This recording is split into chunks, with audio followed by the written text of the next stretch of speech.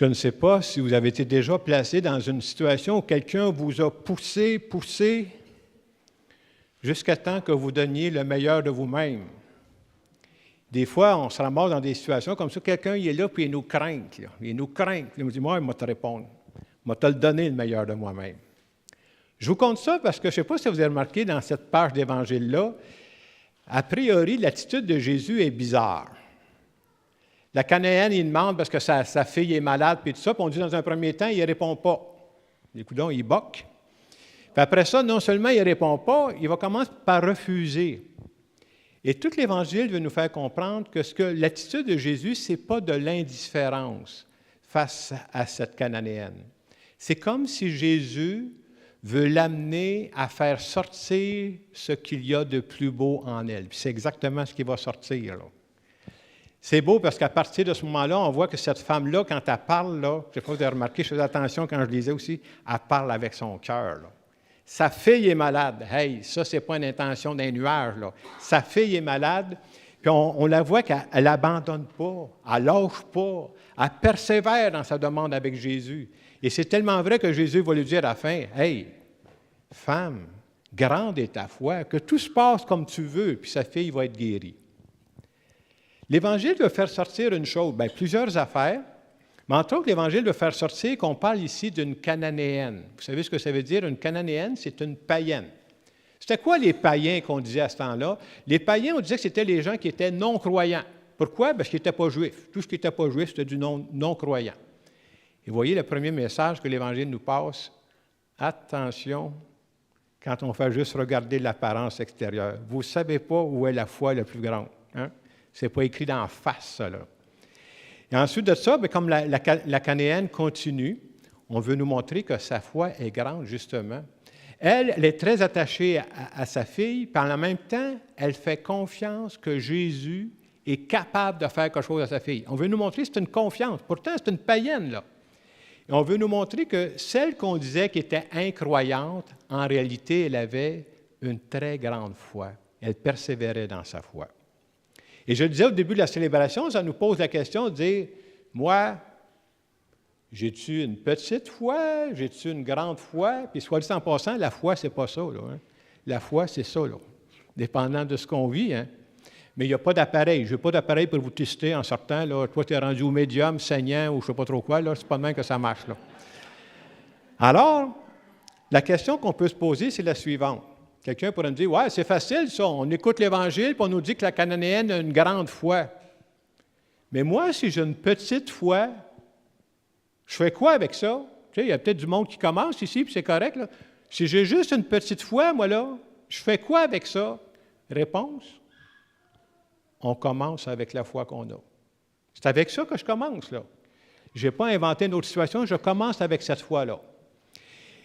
Il y a même une page d'Évangile qui nous dit que si on avait la foi grande comme une graine de moutarde, une graine de moutarde, là, ben, il paraît que ce n'est pas gros, là, on serait capable de déplacer les montagnes. Qu'est-ce que ça veut dire? Même quand ma foi n'est pas grande, il faut que je commence à quelque part, cette foi-là peut m'aider à surmonter mes épreuves. Pourquoi? Parce qu'il n'y a pas juste la grandeur de ma foi, même si ma foi est petite, elle s'appuie sur un grand Dieu. C'est ça qu'on veut nous dire, là. Alors, je commence avec ma foi, puis mon rôle, pourquoi je suis ici ce matin, pourquoi je prie de temps en temps, c'est pour faire grandir ma foi.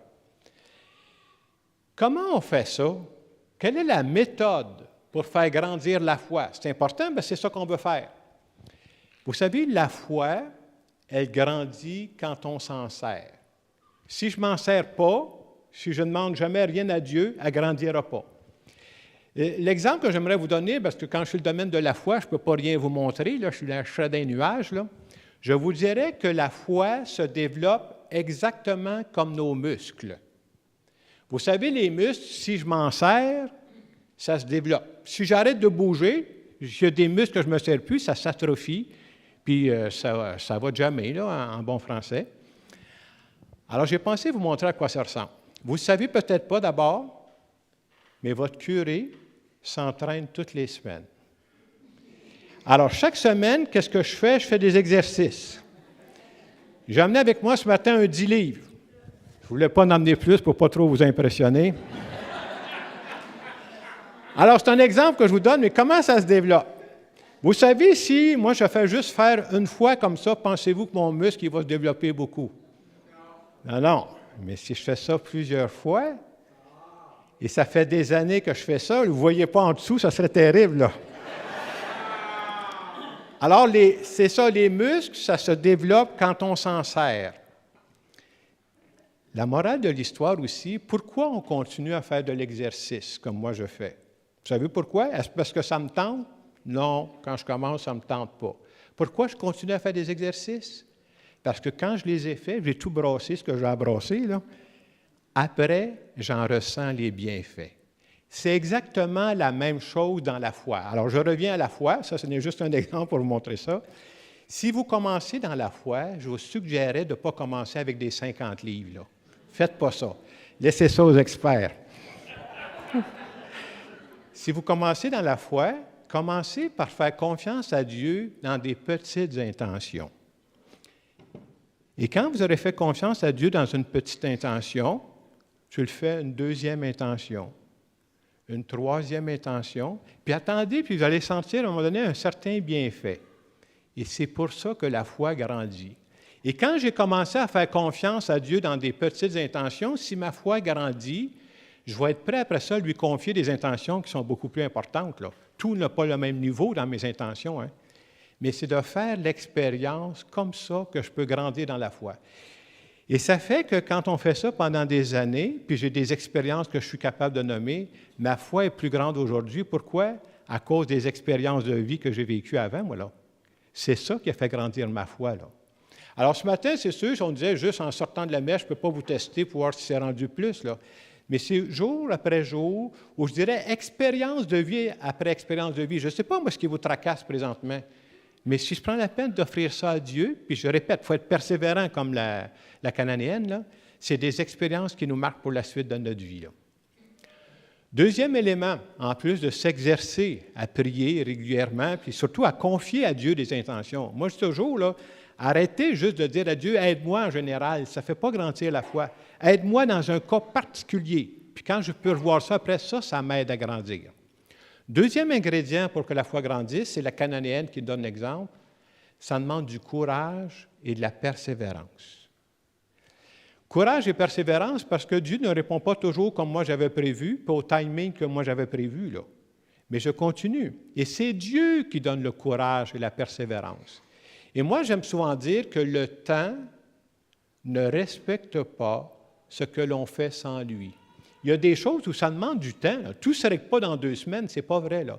Mais graduellement, je fais confiance, puis ma foi grandit à travers ça. Parfois, il y a des expériences aussi qui peuvent nous aider à faire grandir notre foi, là. Persévérer dans la foi, ça veut dire je fais confiance que Dieu me donnera exactement ce que j'ai besoin au bon moment.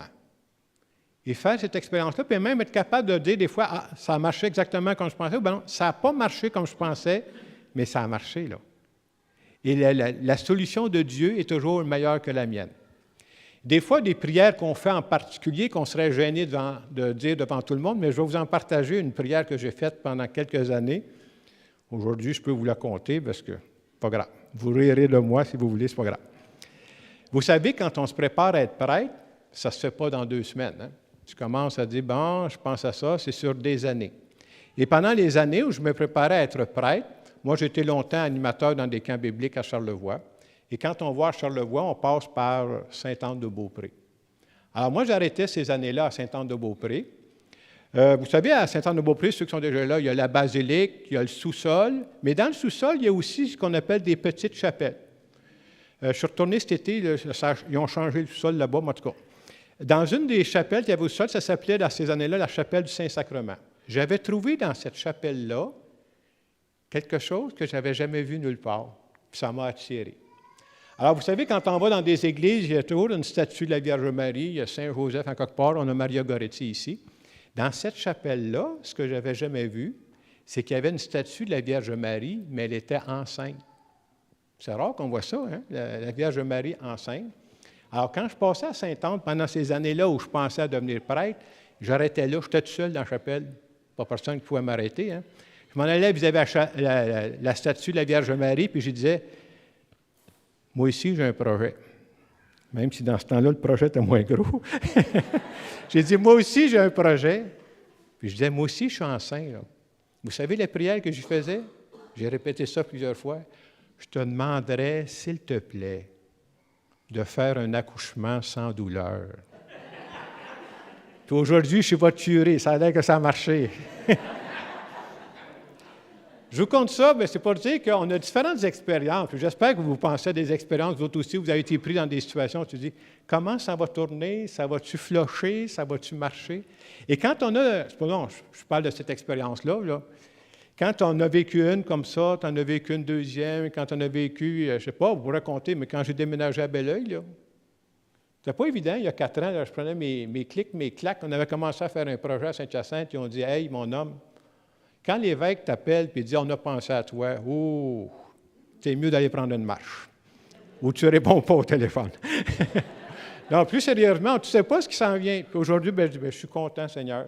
J'ai prié pour ça, je ne pensais pas que c'est ça qui arriverait, puis aujourd'hui, je suis content. Vous voyez, toutes ces expériences-là, c'est de même qu'agrandit la foi. La foi n'agrandit pas rien qu'à lire des livres, c'est dans les expériences de la vie. Alors, ce matin, si on est venu vivre l'Eucharistie, c'est pour dire à Dieu, moi, là, j'ai besoin, je ne veux pas que ma foi à moi, elle reste comme elle est là. Puis moi, je suis votre pasteur, là, je ne veux pas que votre foi reste comme elle est là. Notre but ensemble, c'est de la faire grandir. Puis des fois, quand on peut se partager les expériences qu'on vit, là, puis je commence à en connaître du monde qui vit des affaires ici, là, c'est beau d'entendre ça, parce qu'on est en train de cheminer, nous autres aussi. Et en terminant cette homélie, j'aimerais faire une petite prière à notre nom à tous.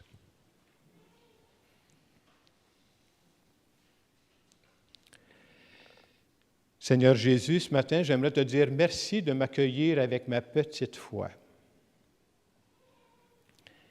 Et ce que je veux te demander ce matin, c'est de m'aider à faire grandir ma foi.